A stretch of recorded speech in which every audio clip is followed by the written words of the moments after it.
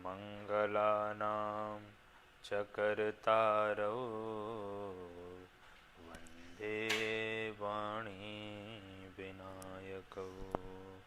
श्री गुरु चरण सरोज रज निज मन मुकुर सुधारि। बरनउँ रघुबर बिसद जस जो दायक फल चारि। बंदौं श्री तुलसी के चरण जिन्हकी कीन्ह्यों जग काज। कलि समुद्र डूबत लख्यो प्रगट्यो सप्त जहाज। बोलिए सियावर रामचंद्र भगवान की जय। गोस्वामी तुलसीदास जी महाराज की जय। नमः पार्वती पतये हर हर महादेव। परात्पर परब्रह्म परमेश्वर दशरथ नंदन भगवान श्री रामचंद्र जी के पावन श्री चरणों में हम सब कोटि कोटि प्रणाम निवेदित करते हैं। आप सभी भगवत भक्तों को सिय राम मैं सब जग जानी, करहूँ प्रणाम जोरि जुग पानी। मानस की इस तृतीय कक्षा में आप सभी का स्वागत है। सब लोग जुड़ जाइए और सभी लोगों को जोड़ने के लिए सब जगह शेयर कर दीजिए। मानस की मंदाकिनी प्रवाहित होने जा रही है। आज तृतीय कक्षा है ना? तो 2 बार परंपरा का पालन करते हुए भगवान नाम का संकीर्तन और फिर आज की कक्षा का करते हैं शुभारंभ। हरे राम राम राम सीता राम राम राम। हरे राम राम राम सीता राम राम राम।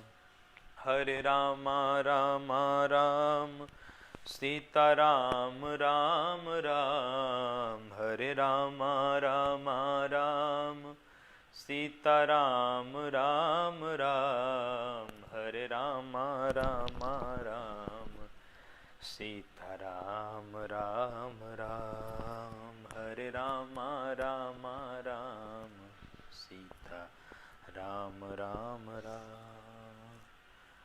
बोलिए सियावर रामचंद्र भगवान की जय। हम लोगों ने इसके पूर्व 4 श्लोकों का अध्ययन कर लिया है और आज हम लोग 5म श्लोक का अध्ययन करेंगे।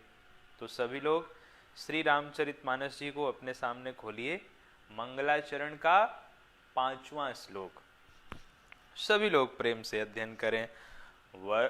उद्भव स्थिति संहार कारिणीं क्लेशहारिणीं सर्वश्रेयस्करीं सीतां नतोऽहं रामवल्लभाम्। यहाँ गोस्वामी तुलसीदास जी सीता माता को प्रणाम कर रहे हैं और ध्यान दीजिए चिंतन की बात है। यहाँ गोस्वामी तुलसीदास जी ने सीता माता को प्रणाम करते हुए 6 विशेषण दिए हैं। उद्भव स्थिति संहार कारिणीं क्लेशहारिणीं सर्वश्रेयस्करीं सीतां नतोऽहं रामवल्लभाम्। तो यहाँ गोस्वामी जी ने 6 विशेषण क्यों दिए? मानो गोस्वामी तुलसीदास जी कहते हैं कि भगवान रामचंद्र जी षडैश्वर्य संपन्न भगवान है। भगवान कौन है? बोले जो षड ऐश्वर्य से युक्त हो, जिसमें 6 प्रकार के ऐश्वर्य हों, वही भगवान है। तो तुलसीदास जी कहते हैं कि ये सीता जी भी हमारी कम थोड़ी हैं, ये भी तो आदि शक्ति हैं, ये भी तो भगवान श्री राम से अभिन्न हैं। यही दर्शाने के लिए यहाँ 5म श्लोक में गोस्वामी तुलसीदास जी ने माता सीता को प्रणाम करते हुए 6 विशेषण दिए हैं। आइए हम लोग एक एक का अध्ययन करें भाव के साथ में। पहला विशेषण क्या दिया?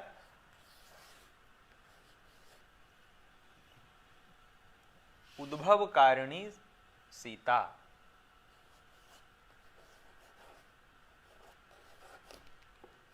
उद्भव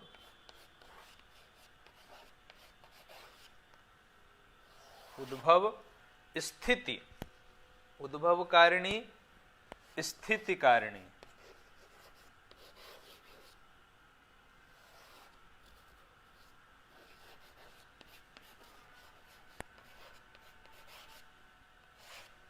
संहार कारिणी, ये क्लेश हारिणी सीता। उद्भव स्थित संहार कारिणी क्लेश हारिणी सर्व श्रेयस करीम सीता।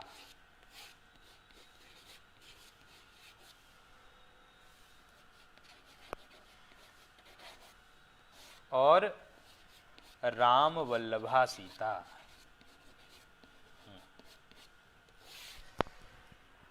तो गोस्वामी तुलसीदास जी ने सीता माता की वंदना करते हुए उनको ये 6 विशेषण दिए हैं।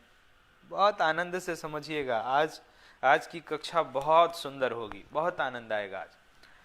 पढ़िए सब लोग, पहले तो श्लोक पढ़िए, रामचरितमानस में सन्मुख खोलिए और श्लोक पढ़िए सब लोग। उद्भव स्थिति संहार कारिणीं क्लेश हारिणीं सर्वश्रेयस्करीं सीतां नतोऽहं राम वल्लभाम्। उद्भव कारिणी सीता, स्थित कारिणी सीता, संहार कारिणी सीता, क्लेश हारिणी सीता, सर्वश्रेयस्करीं सीता और राम वल्लभा सीता। अब जरा एक एक का अर्थ करिए, तब आनंद आएगा। केवल हमारे रामचंद्र जी ही थोड़ी षडैश्वर्य संपन्न है, सीता जी में भी तो गोस्वामी जी 6 विशेषताएं बता रहे हैं? उद्भव कारिणी अर्थात जगत को उत्पन्न करने वाली। सीता जी कैसी हैं? बोले जो सारे जगत को उत्पन्न करने वाली हैं। केवल उत्पन्न ही करती हैं, कहा नहीं, स्थित कारिणी, केवल उत्पन्न करके छोड़ नहीं देती हैं, उस सृष्टि का पालन भी करती हैं। अच्छा, तो केवल पालन ही करती हैं क्या? कहा नहीं, बाद में संहार कारिणी, बाद में समूल सृष्टि का विनाश भी कर देती हैं। अरे, सृष्टि का विनाश कर देती हैं तो बड़ा कष्ट होता होगा जीवों को। कहा नहीं, जीवों को कष्ट नहीं होता, ये तो क्लेश हारिणी भी हैं। जीवों के समस्त क्लेशों का, राग द्वेष अभिनिवेश, जो 5 क्लेश होते हैं जीवों के, उन 5 क्लेशों का हरण करने वाली हैं और सभी प्रकार के कल्याणों की जननी है, कल्याणों को देने वाली हैं। और सबसे बड़ी बात क्या, कि भगवान राम की वल्लभा है, भगवान की प्रेयसी हैं। तो गोस्वामी तुलसीदास जी यहाँ सीता जी की वंदना में 6 विशेषण दे रहे हैं। और आइए अब हम लोग 6 प्रकार से सीता जी के शब्द का अर्थ करें। तो सबसे पहले एक नंबर 1,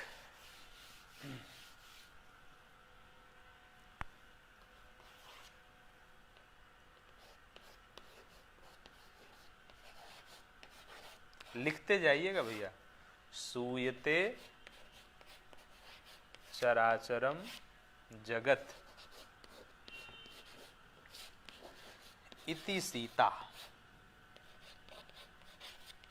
पहला अर्थ हुआ। सीता शब्द का पहला अर्थ क्या हुआ? बोले सूयते चराचरम जगत इति सीता,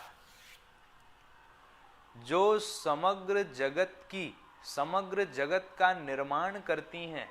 सूयते चराचरम जगत इति सीता, ये पहले विशेषण से संबंधित नाम का अर्थ हुआ है। उद्भव कारिणीम सीता, तो उद्भव कारिणीम सीता। अब सीता शब्द का अर्थ अगर इस विशेषण के आधार पर करेंगे तो क्या हो जाएगा? सूयते चराचरम जगत इति सीता। जो समग्र जगत का निर्माण करे उसका नाम है सीता। चलिए लिखिए, जल्दी जल्दी लिखिए, फिर आगे चलें। अभी तो कई अर्थ बताएंगे हम लोग।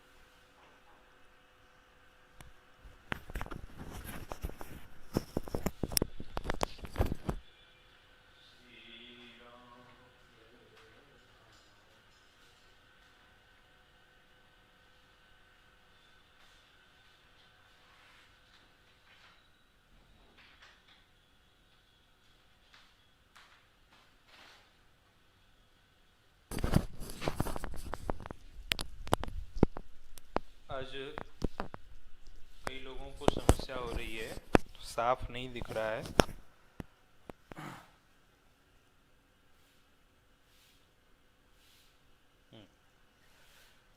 अब ठीक दिख रहा है।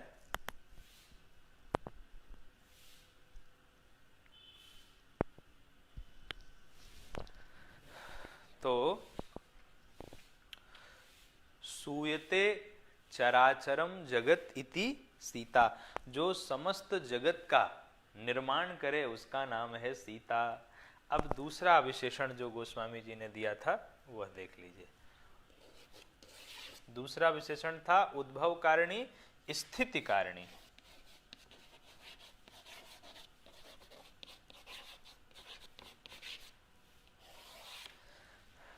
जो सारे जगत का पालन करे, तो स्थिति कारिणी सीता यहां हो जाएगा सवती इति सीता।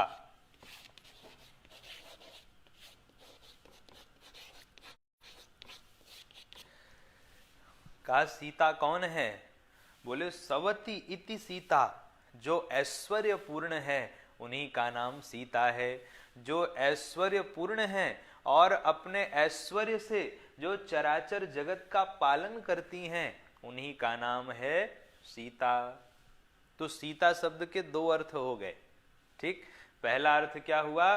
सूयते चराचरम जगत इति सीता, जो इस समस्त जगत को उत्पन्न करती हैं, उद्भव कारणीम है, उन्हीं का नाम है सीता। दूसरा अर्थ क्या हुआ? स्थिति कारणीम, जो जगत का पालन करती हैं। तो सवती इति सीता, जो ऐश्वर्य पूर्ण है और अपने ऐश्वर्य से इस जगत का पालन करती हैं उन्हीं का नाम है सीता। अब आइए तीसरे विशेषण की ओर चलें। ठीक है,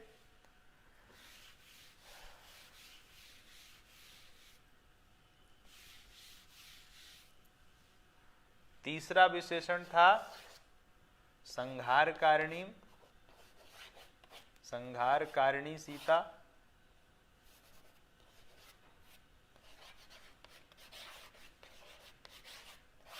और चौथा विशेषण था क्लेश हारिणी सीता। तो अगर इस विशेषण के आधार पर सीता जी का नामकरण करें तो हो जाएगा स्यति इति सीता। स्यति इति सीता। अब स्यति इति सीता से दो अर्थ निकले। पहला, स्यति इति सीता, जो संहार करे उसका नाम सीता है। दूसरा, स्यति इति सीता, अर्थात जो हमारे क्लेशों का नाश करे उसका नाम सीता है। अब पांचवा विशेषण क्या दिया था? उद्भव स्थित संहार कारिणीम क्लेश सर्व श्रेयस करीम, यही था ना? सर्व श्रेयस करीम, जो सभी प्रकार के कल्याणों को करने वाली हैं उनका नाम है सीता। तो इस विशेषण के आधार पर सीता जी का नामकरण हो जाएगा। सीता जी का नाम का अर्थ हो जाएगा सुवती इति सीता। सुवती इति सीता, जो सद्बुद्धि की प्रेरणा के द्वारा जीवों का कल्याण करें उनका नाम है सीता। और एक छठा और बचा, छठवा था राम वल्लभा सीता। इस आधार पर अर्थ हो जाएगा सिनोती इति सीता।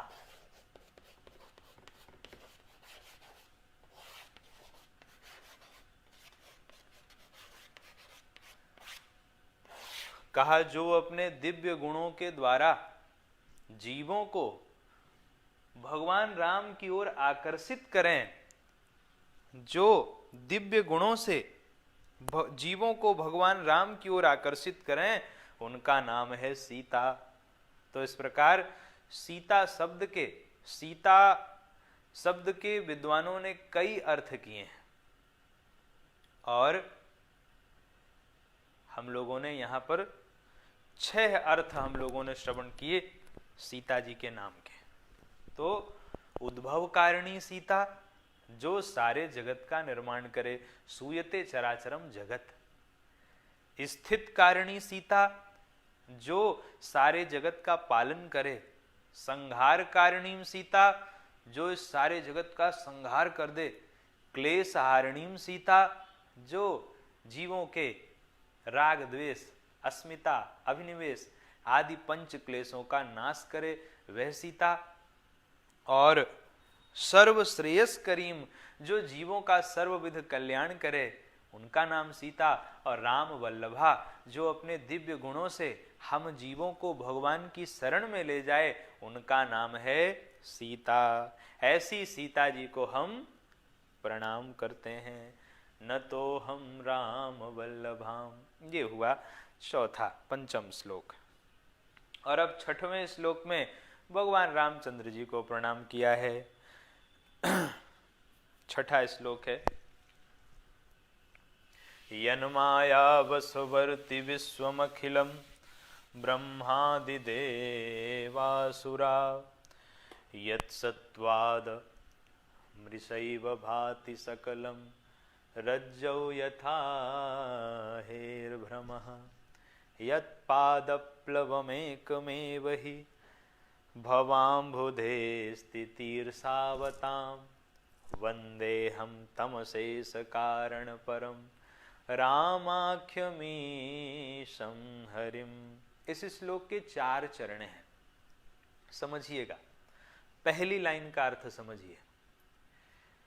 यन्माया वसवर्ति विश्वमखिलम ब्रह्मादिदेवासुरा, जिसकी माया के वशीभूत ये सारा संसार है, यहाँ तक कि ब्रह्मादिक देवता भी जिसकी माया के वशीभूत हैं। और दूसरी लाइन, यत् सत्त्वादमृषैव भाति सकलम रज्जौ यथा हेर्भ्रमः, जिनकी सत्ता से ये झूठा संसार भी सत्यवत प्रतीत हो रहा है। कैसे? कहा जैसे रात के अंधेरे में रस्सी में सर्प का भ्रम हो जाता है। तो सर्प तो है नहीं, सत्ता तो रस्सी की है, और रस्सी की ही सत्ता से सर्प की सत्ता कल्पित मान ली जाती है। ऐसे ही सत्ता तो केवल रामचंद्र जी की है, जगत की सत्ता नहीं है। पर भगवान राम की सत्ता से यह जगत भी सत्तावान दिखाई पड़ता है। कैसे? कहा जैसे रस्सी की सत्ता से सर्प की सत्ता प्रतीत होती है। तो यत् सत्वाद अमृषैव भाति, जिनकी सत्ता से यह झूठा जगत भी रस्सी में सर्प की भांति सत्य प्रतीत होता है। अच्छा, फिर तीसरी लाइन में क्या कह दिया? ध्यान दीजिएगा। 2 लाइनों तक तो ऐसा लगा कि गोस्वामी जी अद्वैत वेदांतियों जैसी बातें कर रहे हैं, लेकिन तीसरी लाइन में गोस्वामी जी ने स्पष्ट कर दिया। क्या? यत्पादप्लवमेकमेव हि भवाम्बुधे स्थितिर्सावतां, जिनके चरण कमल ही भव सागर से पार होने के लिए एकमात्र नौका है। तरहि न बिनु से मम स्वामी। गोस्वामी जी अपना उद्देश्य स्पष्ट कर रहे हैं। क्या? कि जिनके चरण कमल ही भव सागर को पार करने के लिए एकमात्र नौका है।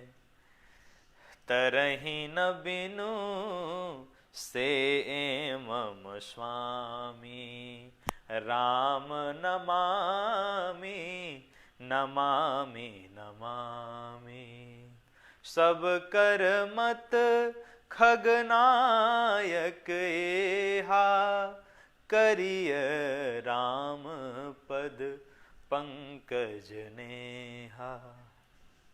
तो जिनके चरण कमल ही भव सागर को पार करने के लिए एकमात्र नौका है, ऐसे समस्त कारणों के भी परम कारण,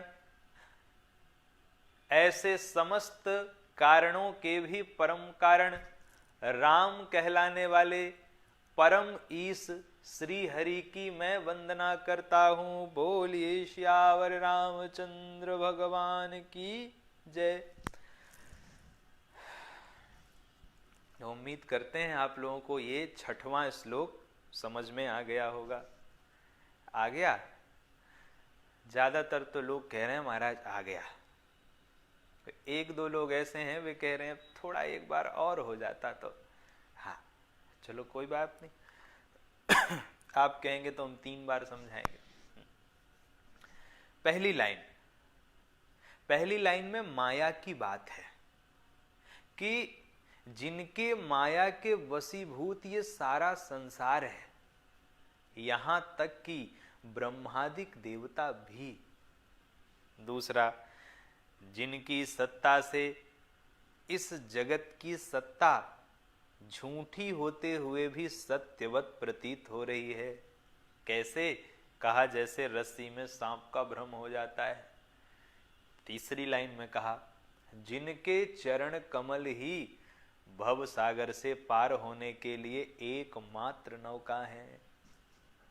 चौथी लाइन, ऐसे समस्त कारणों के परम कारण, कारण कार्य की श्रृंखला से परे राम कहलाने वाले परम ही श्रीहरि की मैं वंदना करता हूं। ये हो गया 6वां श्लोक। 7वां श्लोक पढ़िए। नाना पुराण निगमागम सम्मतम यत् रामायणे निगदितं क्वचिदन्यतोऽपि स्वान्तः सुखाय तुलसी रघुनाथ गाथा भाषा निबद्ध मति मंजुल मातनोति। ये 7वां श्लोक है जिसमें गोस्वामी जी कह रहे हैं कि जो ये मैं श्री रामचरितमानस का लेखन कर रहा हूँ, जो मैं लिख रहा हूँ, ये मेरा मनमुखी वक्तव्य नहीं है। ये तो नाना पुराण निगमा गम सम्मतम यत्, ये तो नाना पुराण निगम आगम सम्मत है। अच्छा, पुराण 18 पुराण, निगम नितराम गमयति बोधयति स निगमो वेदः, निगम कहते हैं वेद को, और आगम कहते हैं, वैसे तो व्याकरण की दृष्टि से देखा जाए तो तंत्र शास्त्र को आगम कहते हैं, लेकिन गोस्वामी तुलसीदास जी की अगर मान्यता से देखा जाए तो खड शास्त्र को ही आगम कहते हैं। तो गोस्वामी जी कहते हैं कि मेरा यह जो श्री रामचरितमानस ग्रंथ है यह पुराणों के सम्मत है, स्मृतियों के सम्मत है, वेद सम्मत है, षड शास्त्र सम्मत है। इसमें मैंने मनमुखी कोई बात नहीं लिखी है।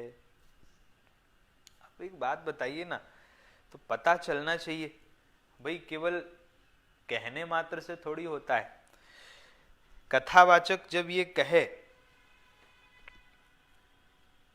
कथावाचक जब ये कहे कि गोस्वामी तुलसीदास जी का जो यह श्री रामचरितमानस है ये पुराण सम्मत है, वेद सम्मत है, शास्त्र सम्मत है, स्मृतियों के सम्मत है, षड शास्त्रों के सम्मत है, तो उससे जरा प्रेम से पूछो कि महाराज उदाहरण देके समझाइए ना कि कहाँ पुराण सम्मत बात कही गई, कहाँ स्मृति सम्मत बात कही गई, कहाँ वेद सम्मत बात कही गई, कहाँ षड शास्त्रों का समर्थन हुआ, बताइए तो सही, है ना। बिना उदाहरण के जो है, बिना दृष्टांत के सिद्धांत पुष्ट नहीं होता। पूज्य गुरुदेव कहते हैं हमारे क्या कहते हैं कि बिना दृष्टांत के सिद्धांत पुष्ट नहीं होता है। तो अब हम आपको दृष्टांत देते हैं। पुराण सम्मत कहाँ है? देखिए, सिबिदधीच हरिचंद कहानी, एक एक सन कहहीं बखानी। ये है पुराण सम्मत। सहस बाहु सुरनाथ त्रिशंकु, केहि न राज मद दीन कलंकु। ये है पुराण सम्मत। और नारी धर्म सिख वहीं मृदुबानी। जहां पर नारी धर्म की शिक्षा दी जा रही है वह स्मृति सम्मत है। अच्छा, वेद के कितने अंग होते हैं बताइए? वेद के कितने अंग हैं? वेद के 3 कांड हैं। कौन कौन सा? वेद के 3 कांड हैं, कर्म कांड, उपासना कांड और ज्ञान कांड। क्या श्री रामचरितमानस में तीनों कांडों की चर्चा है? अरे बोले बिल्कुल है। कर्मकांड, कर्मकांड, कर्म प्रधान विश्वर चिराखा, जो जस करहि सो तस फल चाखा। रामचरितमानस में कर्म कांड की भी चर्चा है। उपासना कांड, बारी मथे घृत होई बरु। बारी, बारी माने जल, भले ही जल के मथने से घी हो जाए। बारी मथे घृत होई बरु, सिकताते बरु तेल, लेकिन बिनु हरि भजन न भव तरिय, यह सिद्धांत अपेल। यह है उपासना कांड कि भले ही पानी के मथने से घी हो जाए, भले ही बालू को पेरने से तेल निकल जाए, पर बिना हरि के भजन के भव सागर को पार नहीं किया जा सकता। यही है उपासना कांड।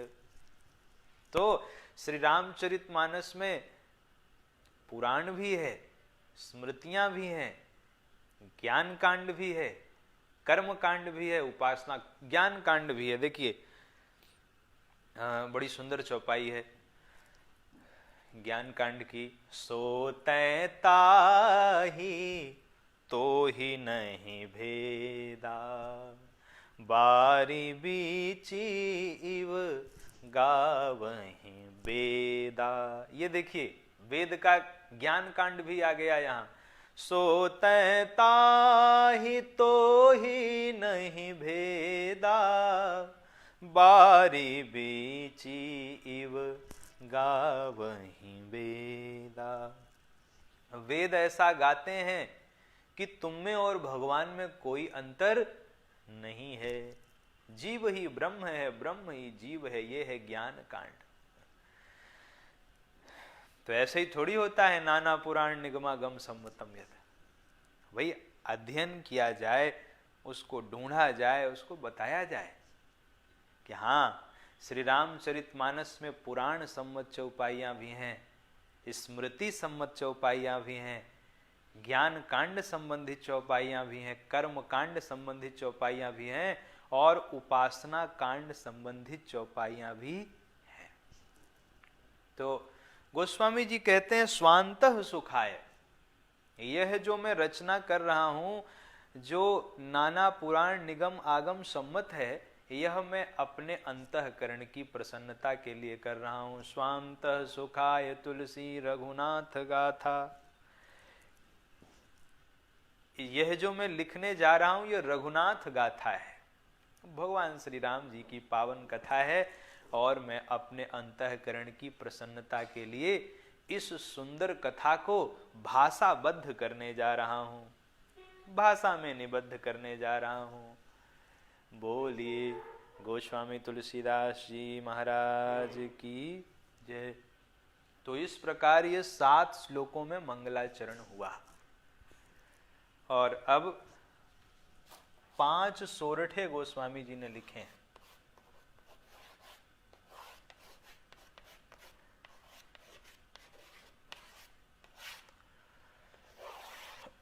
और इन 5 सोरठों में गोस्वामी जी ने पंचदेव की वंदना की है।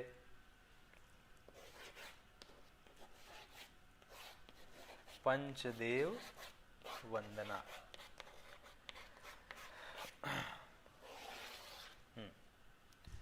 पंचदेव कौन कौन से हैं? पंचदेव हैं भगवान गणेश जी, भगवान सूर्य, भगवान शिव, भगवान विष्णु और माता पार्वती।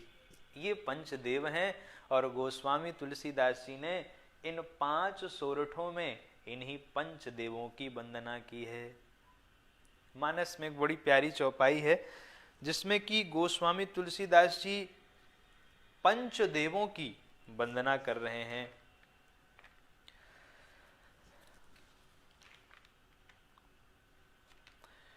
करिम जन पूजहि नर नारी, करिम जन पूजहि नर नारी, गणप गौरी त्रिपुरारी तमारी। कितने हो गए? अयोध्यावासी जो है पंचदेवों की वंदना करते थे, यह श्री रामचरितमानस में लिखा हुआ है। अयोध्यावासी इन पंचदेवों की वंदना करते थे। चौपाई लिखिए, करी मज्जन, मज्जन माने स्नान करके, पूजहि नर नारी, नर नारी पूजन करते थे किसका? गणप गौरी त्रिपुरारी तमारी। गणप माने गणपति जी का, गौरी माने माता पार्वती जी का, त्रिपुरारी माने भगवान भोलेनाथ का, और तमारी माने जो अंधकार के शत्रु हैं भगवान सूर्य का। और ये हो गए 4। और रमा रमन पद बंदी बहोरी, बिनवहि अंजुलि अंचल जोरी।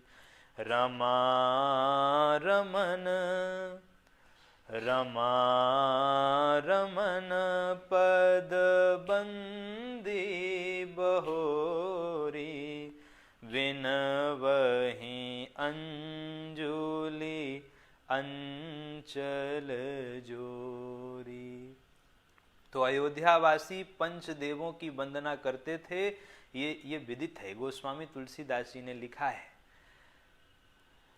करि मज्जन पूजहि नर नारी, गणप गौरी त्रिपुरारी तमारी, और रमा रमन पद बंदी बहोरी, बिनवहि अंजुलि अंचल जोरी।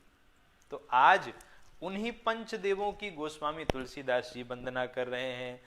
जो सुमिरत सिद्धि होय, गणनायक करिबर बदन, करहु अनुग्रह सोय, बुद्धि राशि शुभ गुण सदन। यह गणेश जी की वंदना है। जो सुमिरत सिद्धि होय, जिसके स्मरण मात्र से सिद्धि हो जाती है, या ये कहें कि हमें तो बस स्मरण करने की देर है, सिद्धि होने में, सिद्धि प्राप्त होने में देर नहीं है। जो सुमिरत सिद्धि होय, जिनका स्मरण करने मात्र से अणिमा महिमा लघिमा गरिमा प्राप्ति प्राकाम्य ईशित्व वशित्व सारी सिद्धियां वश में हो जाती हैं। जो सुमिरत सिद्धि होय। अच्छा, किसका स्मरण करने से सिद्धि हो जाती है? तो कहा गणनायक, जो गणों के नायक हैं। अरे बोले महाराज, गणों के नायक तो कार्तिकेय जी भी हैं। कहा नहीं नहीं, गणनायक करिबर बदन। जो करिबर बदन है, हाथी के सूंड से सुंदर समलंकृत जो गणेश जी महाराज हैं, मैं उनकी वंदना कर रहा हूँ। जो सुमिरत सिद्धि होय, जिसका स्मरण करते ही सिद्धि हो जाती है। गणनायक, जो गणों के नायक हैं, कौन? करिबर बदन, और करहु अनुग्रह सोय, वे ही गणेश जी महाराज मुझ पर कृपा करें जो बुद्धि राशि शुभ गुण सदन, जो बुद्धि की राशि हैं और शुभ गुणों के धाम हैं। सिद्धि और बुद्धि, ये जो है प्रजापति की दो कन्याएं थीं, जिनका विवाह उन्होंने गणेश जी महाराज से किया। विश्वरूप प्रजापति थे, जिनकी दो पुत्रियां थीं, सिद्धि और बुद्धि। इसीलिए हम लोग कहते हैं सिद्धि बुद्धि सहिताय श्रीमन महागणाधिपतये नमः। तो विश्वरूप प्रजापति की दो कन्याएं थीं, सिद्धि और बुद्धि। तो ये दोनों भाई झगड़ गए आपस में। गणेश जी कहें हम विवाह करेंगे, और कार्तिकेय जी कहें हम विवाह करेंगे। भगवान शिव ने कहा जो इस विश्व की परिक्रमा लगा के आएगा उसी का विवाह पहले होगा। ये दोनों भाई चले। अब स्वामी कार्तिकेय जी तो मयूर पे बैठे और उड़ गए कि अब तो मैं पूरी परिक्रमा लगा के ही आऊंगा। और गणेश जी ने अपने माता पिता की ही परिक्रमा लगा ली और कहा पिताजी, माता पिता की परिक्रमा पूरे ब्रह्मांड के परिक्रमा के तुल्य होती है, और जो पुत्र अपने माता पिता को छोड़कर तीर्थ यात्रा करते हैं उनको पाप का भागी होना पड़ता है। मेरे लिए तो सबसे बड़े तीर्थ आप ही हैं। ऐसा कहकर के श्री गणेश जी महाराज ने कहा है, पित्रोश्च पूजनम कृत्वा प्रक्रांतिम च करोति यह तस्य वै पृथ्वी जन्य फलम भवति निश्चितम। जो अपने माता पिता की परिक्रमा करे उसे संपूर्ण पृथ्वी की परिक्रमा का लाभ मिल जाता है। तो यह कहकर के जब गणेश जी ने शिव पार्वती जी की परिक्रमा की तो भगवान शिव और माता पार्वती प्रसन्न हो गए, और भगवान शिव और माता पार्वती ने गणेश जी से ही सिद्धि और बुद्धि का जो है सिद्धि और बुद्धि का विवाह कर दिया। तो सिद्धि से बेटा हुआ क्षेम और बुद्धि के बेटा हुआ लाभ। तो सिद्धि और बुद्धि से विवाह हुआ, क्षेम और लाभ नाम के दो पुत्र हुए गणेश जी महाराज के। इसीलिए जब उनका स्मरण करते हैं तो किस रूप में करते हैं कि सिद्धि और बुद्धि के साथ में उनका स्मरण करते हैं। जो सुमिरत सिद्धि होय गणनायक करिबर बदन, जिनका स्मरण करते ही समस्त सिद्धियां प्राप्त हो जाती हैं, जो गणों के नायक हैं। गणों के नायक किसने बनाया इनको? गणों के नायक इनको बनाया भगवान शिव ने। मम सर्वगणाध्यक्ष संपूज्यस्तुम भवाधुना, भगवान शिव ने कहा है तुम मेरे समस्त गणों के अध्यक्ष हो, यह मैं प्रमाणित करता हूं। तो जब भगवान शिव ने गणेश जी को त्रिशूल से उनका गला काट दिया था, उसके पश्चात जब माता पार्वती ने क्रोध किया कि जगत को मैं भस्म कर दूंगी, देवता त्राही त्राही करने लगे, तो माता पार्वती ने कहा कि यदि मेरे पुत्र को जीवन दान मिले और वो संसार में पूज्य हो तुम लोगों के द्वारा, तभी मैं यह विनाश रोकूंगी। सब देवताओं ने हामी भरी और हाथी का सूंड, हाथी का सिर लगा के गणेश जी को जीवित किया गया। और स्वयं त्रिदेवों ने कहा है कि गणेशो विघ्न हरता ही सर्व काम फल प्रदः, गणेश जी महाराज का स्मरण ही सारे विघ्नों का विनाश करने वाला होगा। और उसी समय भगवान शिव ने कहा है कि ये मेरे सभी गणों के अध्यक्ष हैं। तो गणेश जी महाराज भगवान शिव के गणों के अध्यक्ष हैं। तो क्या कह रहे हैं? जो सुमिरत सिद्धि होय, जिनका स्मरण करने मात्र से सिद्धि हो जाती है। गणनायक, जो समस्त भगवान शिव के गणों के नायक हैं। और करिबर बदन, करहु अनुग्रह सोय, बुद्धि राशि शुभ गुण सदन, फिर मूक होय बाचाल, पंगु चढ़ई गिरिबर गहन, जासु कृपा सो दयाल, द्रवौ सकल कलिमल दहन। यह दूसरा सोरठा है, इसमें भगवान सूर्य की वंदना की जा रही है। बच्चे का जब जन्म होता है तो वह पंगु भी होता है और मूक भी होता है। ध्यान रखना, जब बालक का जन्म होता है तो वह न तो चल सकता है न तो बोल सकता है, लेकिन भगवान सूर्य कृपा करते हैं। दिनों पे दिन जब बीतते जाते हैं तो भगवान सूर्य के दिनों के बीतने के प्रभाव से वह बालक चलने भी लगता है और बोलने भी लगता है। ऐसे भगवान सूर्य को हम सब प्रणाम करते हैं, जो हमारे सभी पापों का नाश करने वाले हैं। विनय पत्रिका में भी गोस्वामी जी ने भगवान सूर्य की वंदना की है और इसी प्रकार से की है। दीन दयाल दिवाकर देवा, कर मुनि मनुज सुरासुर सेवा,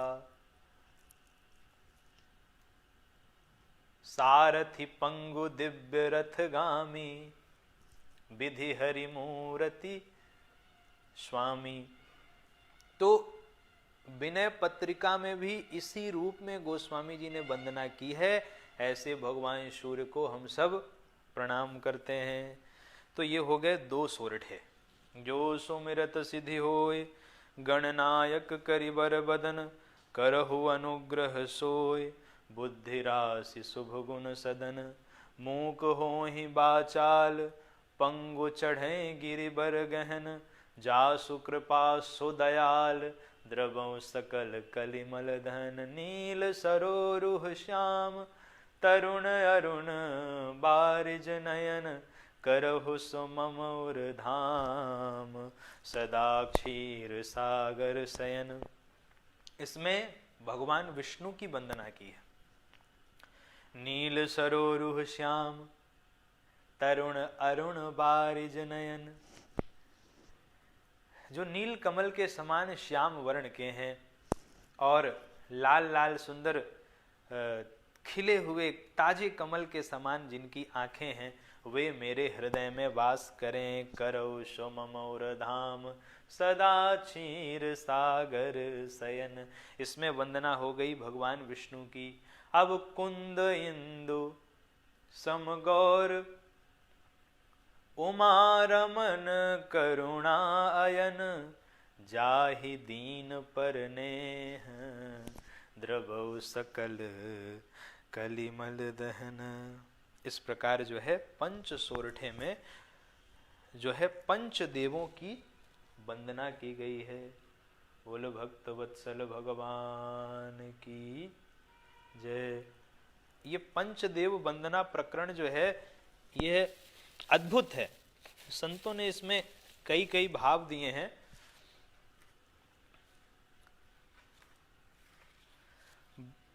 कुंद इंदु समदेह, उमा रमन करुणा अयन, जाहि दीन पर नेह, करहु कृपा मर्दन मयन। है कितना सुंदर इसमें गोस्वामी जी लिख रहे हैं। यहां पर दोनों का स्मरण है। जो कुंद और इंदु के समान गौर वर्ण के हैं, कुंद इंदु सम गौर, कुंद इंदु सम देह, जिनकी देह कुंद के पुष्प और चंद्रमा के समान शुभ्र है, धवल है। कुंद इंदु सम देह और उमा रमण करुणा अयन, जो उमा के रमण हैं और करुणा के अयन है। जाहि दीन पर नेह, जाहि दीन पर नेह, करहु कृपा मर्दन मयन। वे मर्दन मयन हम सब पर कृपा करें। देखिए माता पार्वती करुणा की प्रतीक है और माता पार्वती के पति भगवान शिव करुणा के धाम हैं। इसलिए और उनकी एक एक क्रिया, जो एक एक विशेषण यहाँ पर है, देखिए आप, भगवान ने जब मर्दन दहन, जब कामदेव का दहन किया, तो कामदेव का दहन करने के बाद जब रति आई तो रति पे भगवान ने करुणा करी है, कितनी करुणा करी। फिर भगवान ने देवताओं पर करुणा करी, पार्वती जी से विवाह किया। फिर भगवान ने पार्वती जी पर करुणा करी, उनको राम कथा सुनाई। तो भगवान शिव करुणा के धाम है। ऐसे भगवान शिव जो करुणा के धाम हैं और जो उमा रमण हैं, ऐसे माता पार्वती और भगवान शिव को हम सब प्रणाम करते हैं। तो इन पंच सोरठों में, 4 सोरठों में तो पंचदेव की वंदना है और 5वें सोरठे में गुरु की वंदना है। तो एक बार फिर से देख लीजिए। जो सुमिरत सिद्धि होय, गणनायक करिबर बदन, करौ अनुग्रह सोई, बुद्धि राशि शुभ गुण सदन। ये गणेश जी की वंदना। मूक होय बाचाल, पंगु चढ़ई गिरिवर गहन, जासु कृपा सु दयाल, द्रवौ सकल कलिमल दहन। ये भगवान सूर्य की वंदना। नील सरोरुह श्याम, तरुण अरुण बारिज नयन, करौ सुमम उर धाम, सदा क्षीर सागर सैन। भगवान विष्णु की वंदना। कुंद इंदु समदेह, उमा रमन करुणायन, जाहि दीन पर नेह, करो कृपा मर्दन मयन। इसमें माता पार्वती और भगवान शिव की वंदना। तो इस प्रकार गोस्वामी तुलसीदास जी जो है 5 सोरठे में, 4 सोरठे में तो पंच देवों की वंदना कर रहे हैं। करीम जन पूजहि नर नारी, करीम जन पूजहि नर नारी, गणप गौरी त्रिपुरारी तमारी, रमा रमन पद बंदी बहोरी, बिनवहि अंजुलि अंचल जोरी। तो प्रारंभ में 7 श्लोकों में मंगलाचरण और फिर 4 दोहे में पंचदेव वंदना और 4 सोरठे में पंचदेव वंदना और फिर 5म सोरठे में गुरु की वंदना, जो हम लोग कल श्रवण करेंगे ठीक 11 बजे से। और आज कक्षा को यहीं पर विश्राम देते हैं। आप लोग अच्छे से अध्ययन करते रहें। रामचरितमानस ले लीजिए और सामने रखा करिए, अच्छे से अध्ययन किया करिए। मानस की मंदाकिनी घर घर में बहे, भगवत कृपा से ये संभव हो, ऐसा हम सबको प्रयास करना चाहिए। तो ठीक 11 सवा 11 के बीच से ही ये कक्षा प्रारंभ होती है। ठीक समय पर आप लोग उपस्थित हों, पूरी कक्षा का लाभ लें। नित्य ये कक्षाएं चलेंगी तो आप लोग इसका लाभ लेते रहें। आप सभी को जय सिया राम। श्री राम जय राम, जय जय राम। श्री राम जय राम, जय जय राम। श्री राम जय राम, जय जय राम। श्री राम जय राम, जय जय राम। श्री राम जय राम, जय जय राम। श्री राम जय राम, जय जय राम। श्री राम जय राम, जय जय राम। श्री राम जय राम, जय जय राम। श्री राम जय राम, जय जय राम। श्री राम जय राम, जय जय राम। बोलिए अयोध्या धाम की जय, तीर्थराज प्रयाग की जय। नमः पार्वती पतये, हर हर महादेव।